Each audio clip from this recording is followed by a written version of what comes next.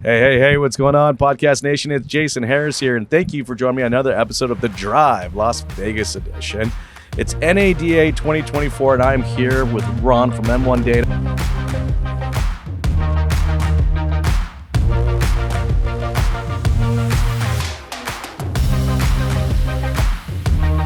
Ron, what's up, man? What are you doing? Wait, Ron from Pureinfluencer. Sorry, that's okay. 100% right. It's okay.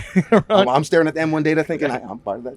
All right, we're part of the team. We're part of the team. Ron, it's good to see you, man. Good to see you. you. It's been a while. Yeah, it's been a minute. long time. Yeah. It's been a minute. Yeah. I'm glad that we got a chance to connect. I'm really looking forward to our conversation. Look, any opportunity I get to talk about data, I'm like, yes, please. Yeah, let's do it. Let's do it. But before we get into that, I love kicking off these podcasts with a little origin story. Because I'm always fascinated, right? Because like no one just wakes up one day and goes, hey, I'm going to spend a lifetime career in the automotive industry. So, Ron, I'd like to start there. How did you get started in this crazy little world we call the automotive industry?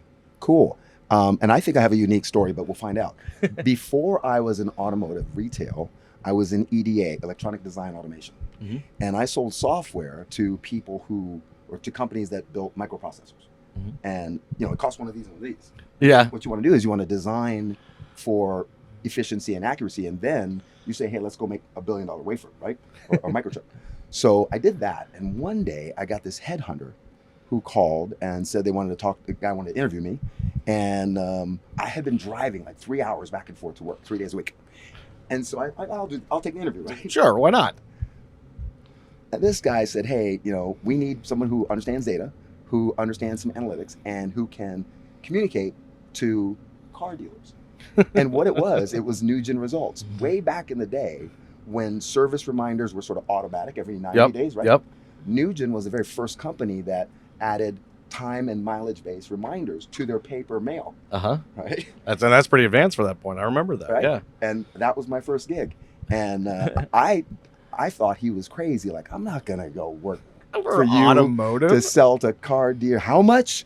Okay, I'm in. And I've never looked back. 33 years ago. Dude, that's crazy. Yeah. So how many NADAs is this for you? This is 31 in a row. Holy cow. 31 in a row. Wow. You've been to a handful of parties. I'm just gonna say. I've been a handful. Well, I've heard about those parties back. Remember in the 90s. ADP dessert parties? Yeah. Right? We would all stand there, and as the dealers would come through, we'd shake their hand. All the directors, and they had all these lavish parties. It was crazy. It was so. What's funny? You bring that up because I actually was talking to Jim Ziegler the other day, and that was the exact party. Guy he is. The exact party that he brought up. He's like, oh man, there were like 4 stories of all these desserts, and there were these all these people playing violins. You're walking up the stairs, you're shaking every single employee's hand. ADP had no problem letting the dealer know how much margin there was in that deal. No, they had no problem whatsoever. Okay, well, let's get into our conversation about data because I love talking about it. And, it's funny. It feels like we've been talking about it for a long time. I know you've been talking about it for a long time, but it feels like the dealers are getting it. Like we're getting to that stage now where it's like, it's not enough for us just to say that we're sitting on a gold mine of data. It's actually the dealers getting really smart about what they can do and how they can use it, and how they can better their operations. And you got some cool strategies and cool ideas. So let's kick it off there. Like we're in 2024. How should dealerships be approaching data within their dealership? Extremely seriously. Yes. Right. For a variety of reasons, the least of which is you want to maximize the opportunities that you have, right? And dealers are often asking for more opportunities, be it sales, service, what have you. Well, you have a ton of opportunities in the data set that you already have, number one, and you can leverage that intelligently. And that might sound like, hey, we've been doing that forever, right? We use the dealer's DMS or his CRM data and we market. Yep. Not so fast, because what I see more often than not is when a dealer says, hey, can you take over our marketing strategy, for example, right? And if I were to just talk about marketing, like many vendors do, the dealer says, that sounds good. Looks fancy. Let's do it. Right. If I were back in my marketing 101 class and I didn't talk about data first, I'd flunk the class. No, you're 100% right. Right? So you can sound good and sound smart to a dealer. Yep. Man, they're not going to like me for this. But many of the dealers who are my close friends, please take this the right way, guys. They're the least qualified person to make marketing decisions, Mm-hmm. right? Here's why. Many of them were either technicians or salespeople when they started, right? Sure. Number one job, sell a car, keep a customer happy. Yep. Keep your CSI score up, right? And then that's typically how they operate their business. Right? Yeah. And then they graduated, become sales managers, right? Mm-hmm. Number one job, make sure the showroom's cool, keep salespeople trained, get them on the phones, buy inventory, whatever. Yep. They become GSMs, they become GLs. Mm-hmm. All along the way, they never had a single marketing course. It's true. And I'm complimenting them, the only marketing information they ever had is that little bit of information most of them took on their own at night. Let me go study, let me go see what other industries are doing. Or what we as marketers said to them in the conference rooms. That's it. Just right? whatever we settled in the conference. They were literally sold marketing ideas by the devil. Right? They were sold right. an understanding of marketing from people who had a motivation just to sell their marketing. Exactly. But if you start a marketing strategy without first saying, let's talk about the data. Let's talk about the data. Let's talk about the strategy. Who are the personas and what are the metrics and what are the KPIs and what are the things that we're going to do? What are the objectives? And do we need to market? Yeah. Well, I mean, I originally went to school for marketing. I wanted to come up with the next bum, because I'm still insanely fascinated with no words, just tones. Everybody in the globe can literally understand what I'm saying. So that just fascinated me. But I do remember some of my first marketing classes, and they were talking about the audience way before they talked about any creative or anything like that. In fact, actually, I do remember this, and I'm probably vaguely quoting it. I remember this one teacher going, marketing, without strategy is just art. True. All right, marketing with strategy is what we need to be achieving. Being driven to a specific objective. Yes. And then hold us, marketers, accountable for that objective. Right?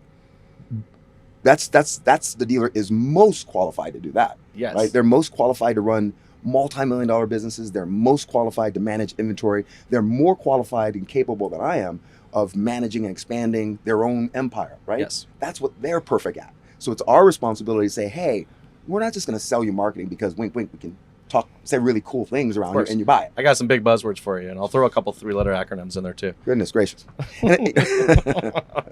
Yeah. Anyway, so data, it's critical, right? So we know that over 55%, roughly 55% of every dealer's data, DMS, has bad data to no fault of their own, right? Sure. The customer sold the car and didn't tell them. The customer doesn't call 3 years later to say, oh, by the way, I moved. True. And this is my new cell phone number. Right. And the service advisor can't be blamed for fat fingering an email address. Yeah, exactly. Right. But those things happen. And so now you've got, let's say 50% of this data set that not only can you not reach correctly, not only does it cost you a lot of money, right? But let me ask you this, Mr. Dealer. What if I told you that marketing campaign or direct mail campaign you executed for $20,000? What if I said that $8,000 of it was wasted, right? You go, man, that's $8,000. That's a lot. That's a lot of waste. We got to get cleaned up. Yeah. Okay, so on one hand, you have wasted data, wasted dollars. What if I told you the kitchen talk at your customer's table when her friends are in? She opens up a piece of mail and she goes, "These guys are idiots. I don't own this car." Would you rather lose $8,000 or have that happen once? I still get service mail reminders for a vehicle I sold, and I'm not shitting you, 7 years ago, maybe 8. Easy. You're going to tell me you're concerned about your brand. By the way, you're a Toyota store or a Honda store. I mean, you've got one of the largest brands on the planet. Why are you trying to have your own brand for number one? Because you've been misled by marketers, right? A marketer should have said, what do you mean you want to be the family-owned business?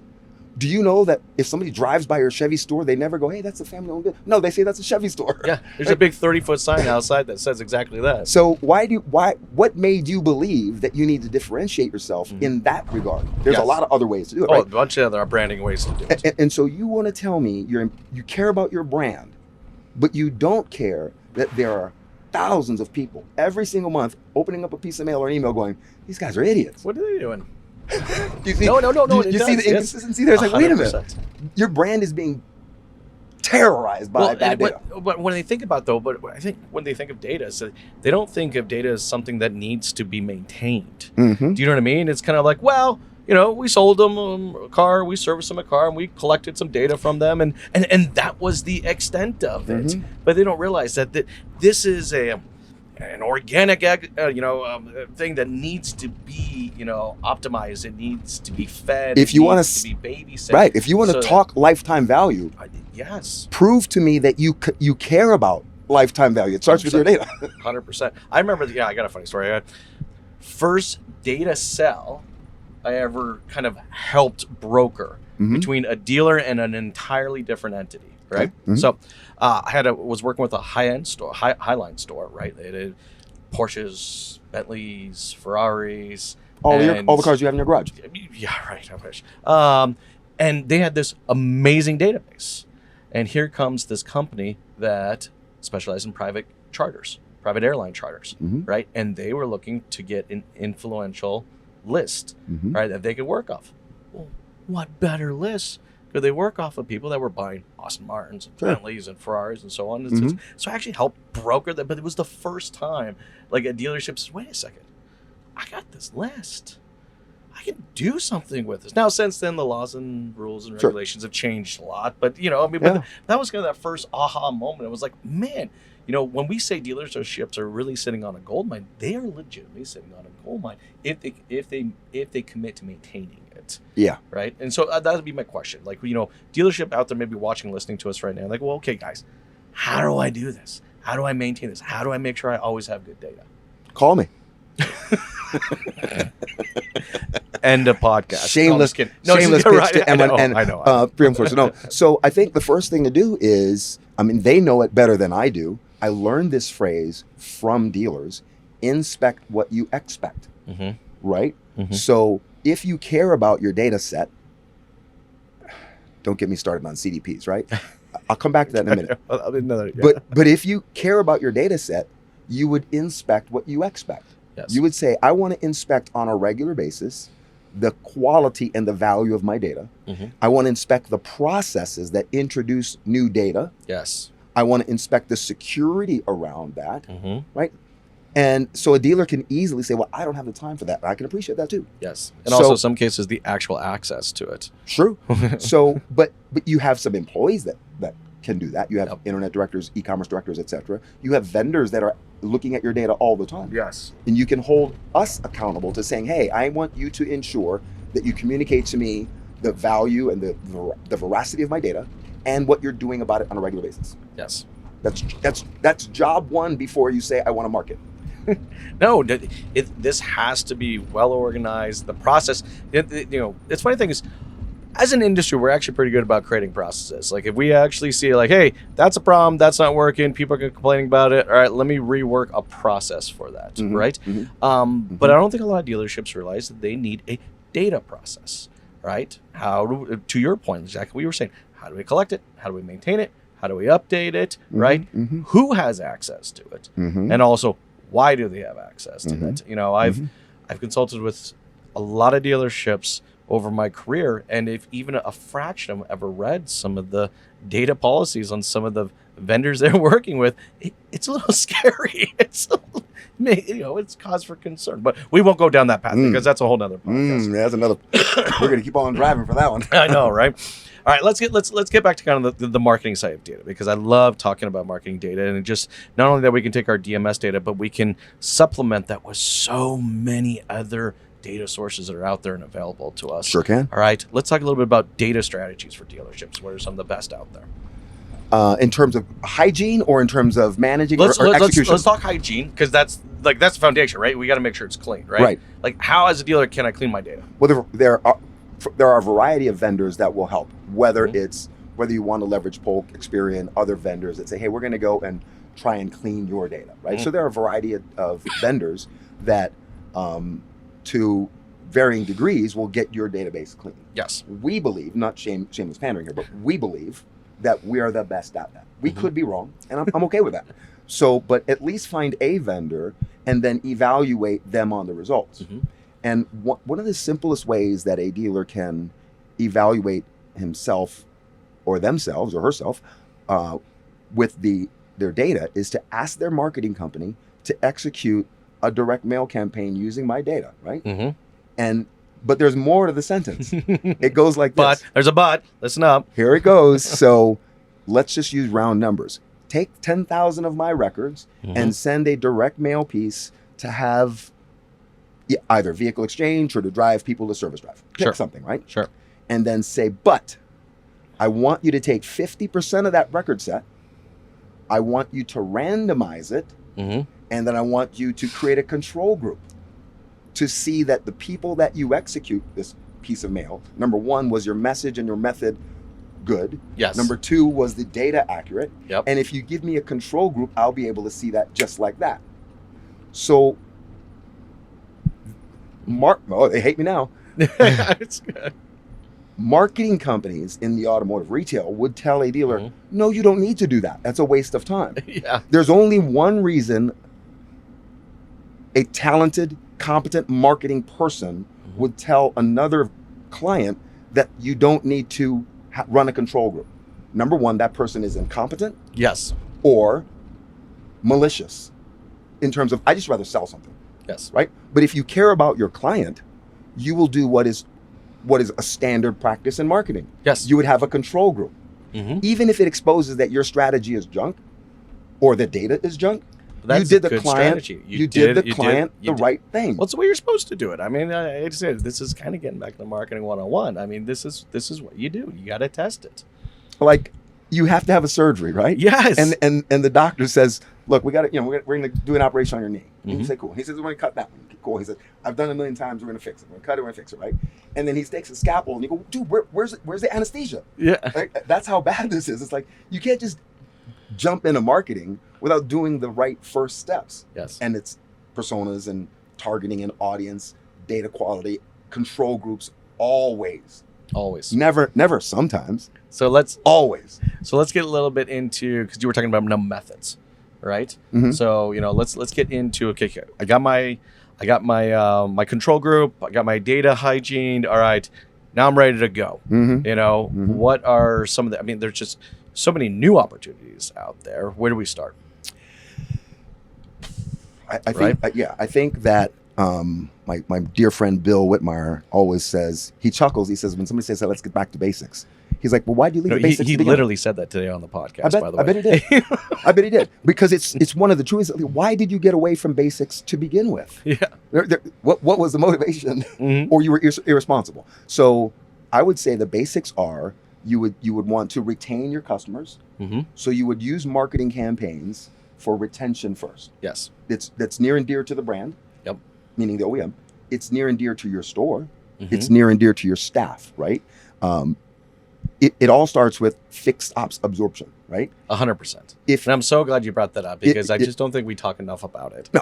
And if you're safe there in terms of the percentage, then you're not driven to put a stupid gorilla on the top of your building to try to make up for the loss in money. I'm going to go back to kind of what you originally talked about, though. The problem is that, I love our industry, all right? But most people that are in charge of the marketing decisions we're talking about, they didn't come up, to your point, they started in sales, all right? They kind of worked their way through sales. They came in as sales manager. They worked their way through a GM, all right? I was less than 3% of management out there has spent real time on the fixed ops side.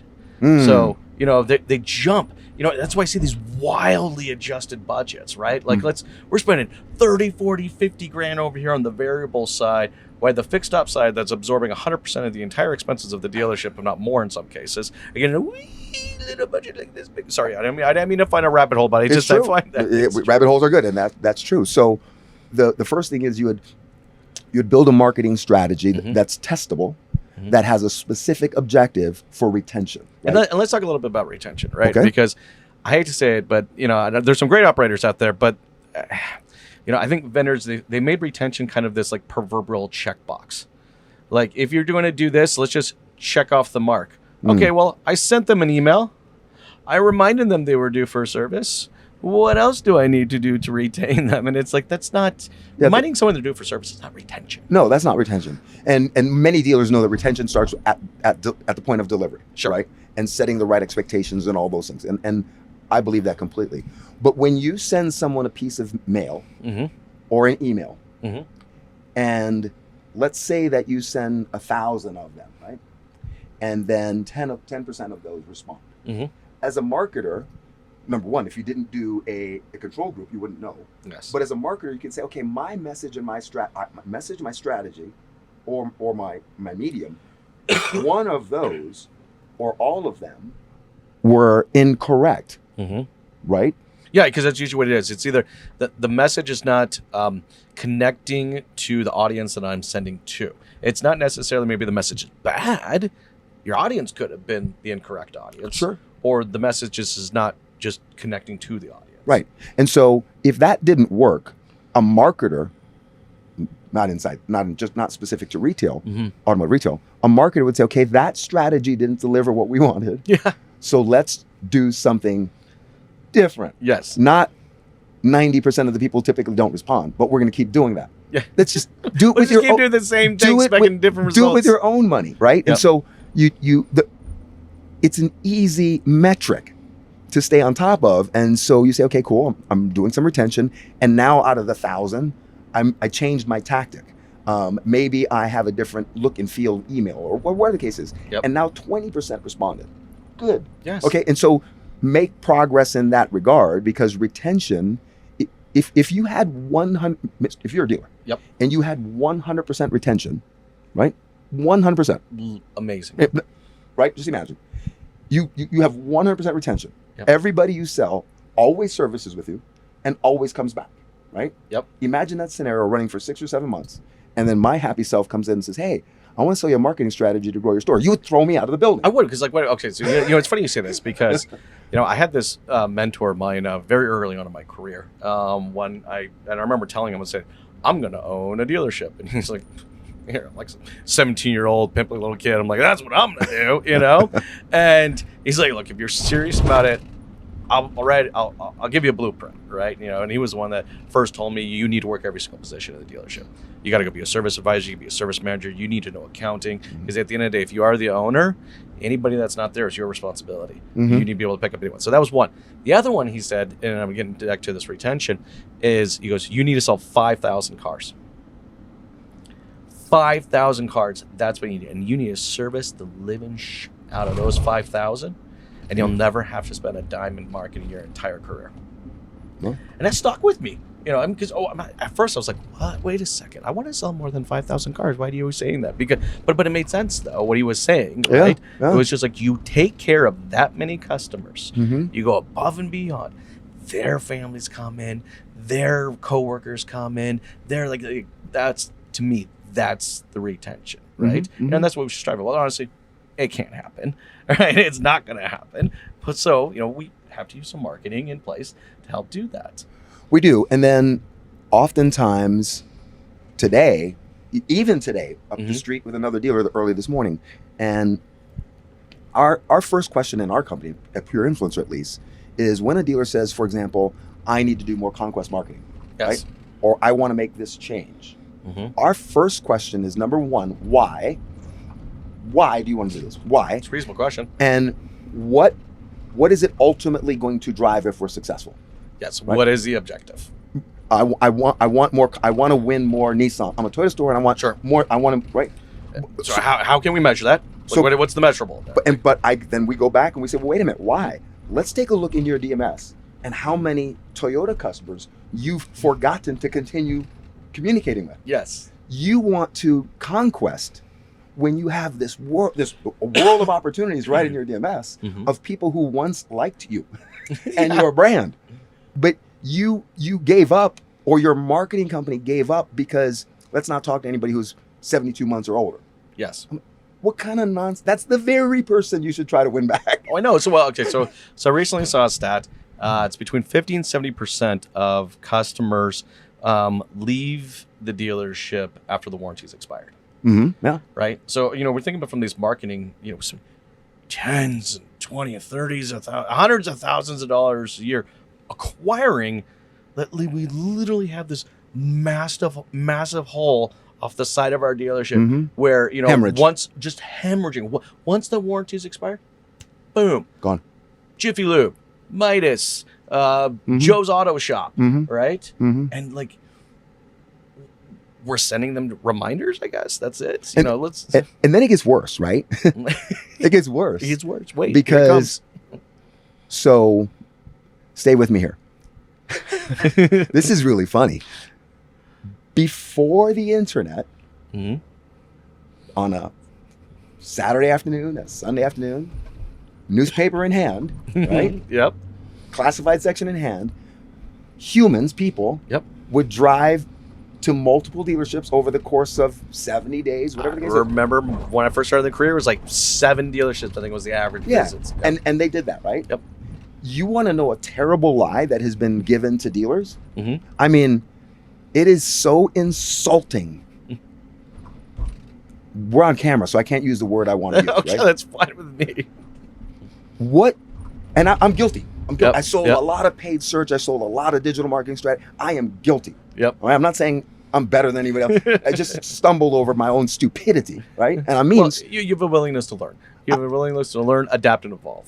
We led the automotive industry to believe that because there was now a more convenient and expedient way to visit multiple stores, right? That's all the internet is, right? Yep. It's an expediency device for shopping. Yeah, 100%. Right? We led dealers to believe that now people can shop online easily. You have to pay for it first to make them go where they're going to go anyway. Anyways, yep. Google, I'm calling you out because you guys need to fix this. Because you, Google, are do no harm, right? Well, here's the harm that you do with your white label army.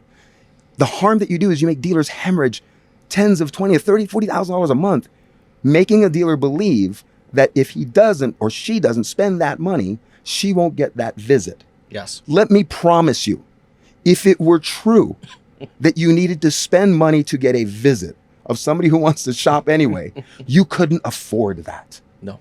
If it were true that there was an amount of money that you could dominate your district, you couldn't afford it. You would try. Yep. And by the way, the evidence of it working should be when there's eight stores in the district, right? Yep. The evidence is if it works, one of them's got to be out of business by now. Oh, 100%. They can't all survive.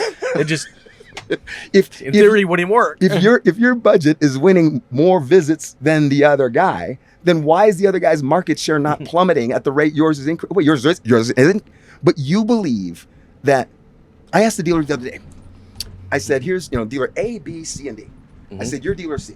Yes. I said, a shopper. I tell you there's a shopper on dealer A. What would you pay to get him to dealer C? I said, "Would you pay $1?" He goes, "Heck yeah." I said, "Would you pay $2?" Yeah. Of course. "Would you pay $3?" Yeah. I said, "Okay, hold that thought." I said, "What if I told you that if you do nothing, he's going to visit you anyway? Would you pay any money after that? If I told you he's going to come for free, Yep. how much would you pay now?" And he says, well, none. Well, that's what happens in the real world. But you can't. So all the shopper studies, right? Online shopper studies, whether it's cars.com, Google, what have you, every shopper study basically says that the online shopper spends 13 hours online, 70 days, and they visit 5.7 different dealerships, right? Yes. Online, right? Yes. Their studies say that. Mr. Dealer, guess what their study said? Their study said that these people are going to do this anyway. And then they turned around and said, but they kind of want to visit you unless you pay us. Exactly. Isn't that crazy? This is a word. What's a more appropriate word than scam? But you almost have to admire how good it is. So.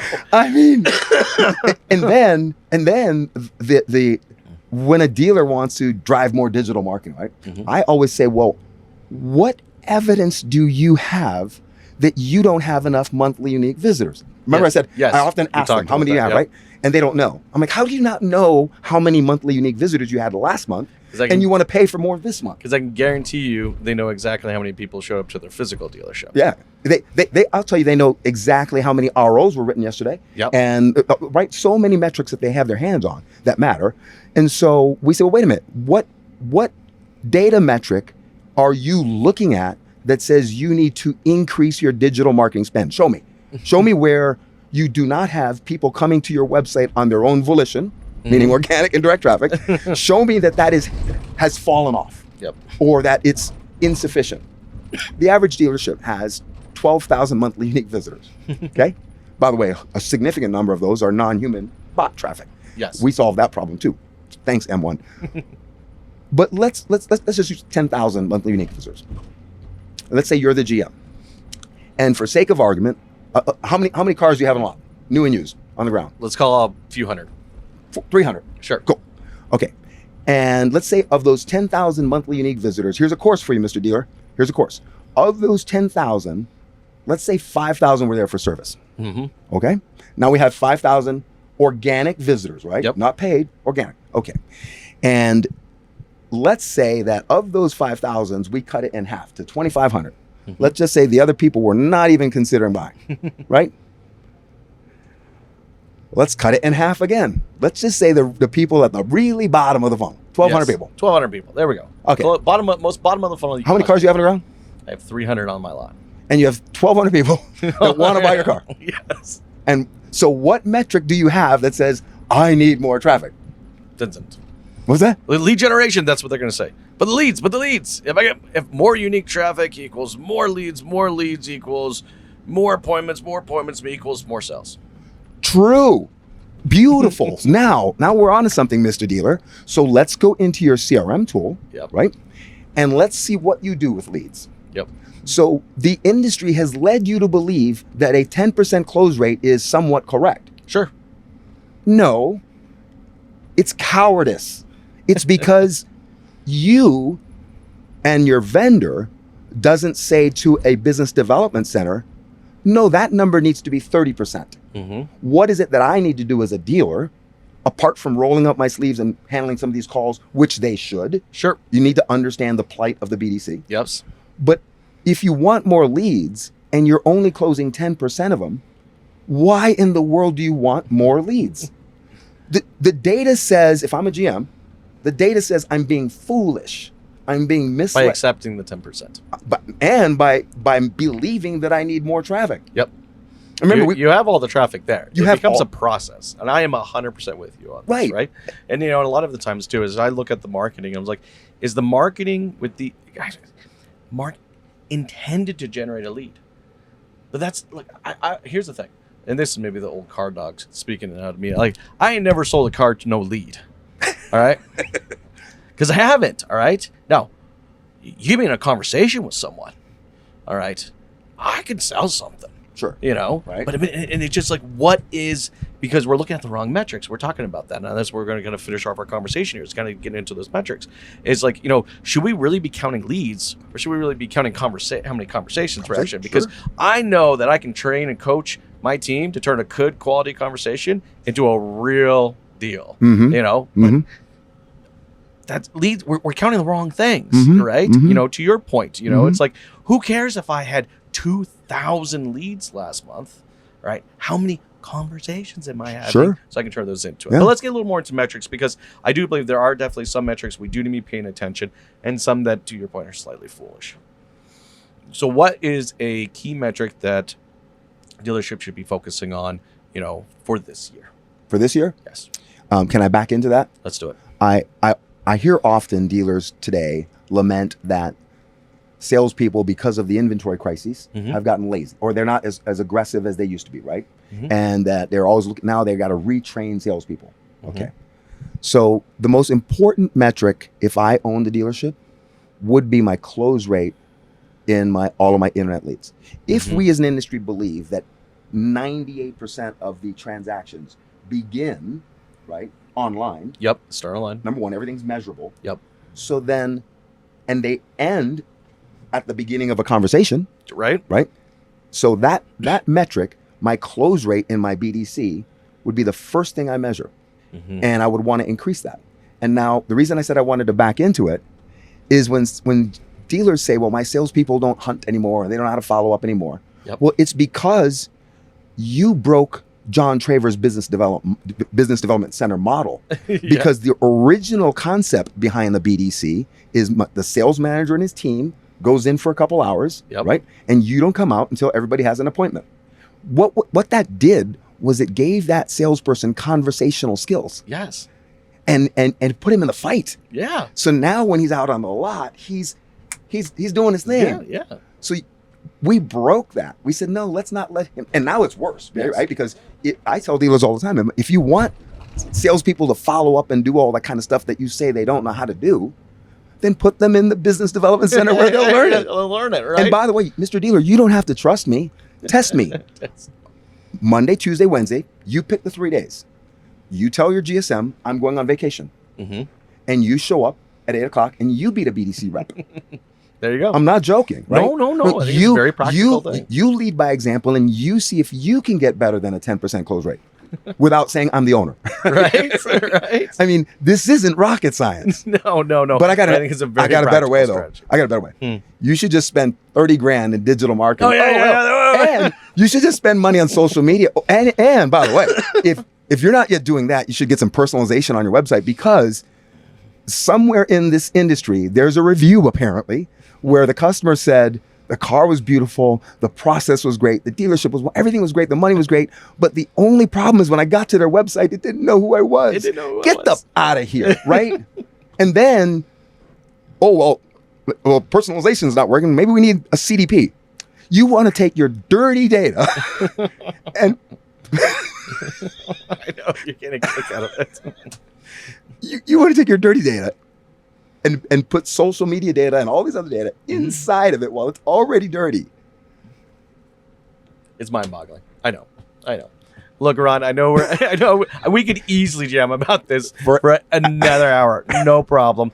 I know we're right at the tail end of our time. This has been a really fun conversation. It is so much fun. This has been always. So much fun. But hey, before I let you go though, for everybody out there watching and listening right now, yes, sir. Love to connect with you. Maybe learn more about what you do. Sure.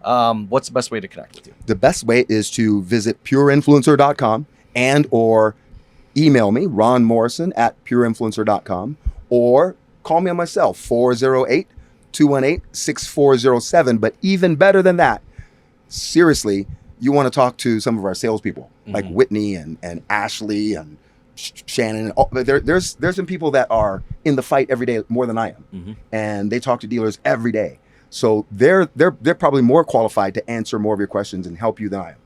Awesome, man. Hey, Ron, I really appreciate your time. Everyone out there watching and listening, you got to connect with Ron. And thank you guys so much. You have an amazing day. Thank you.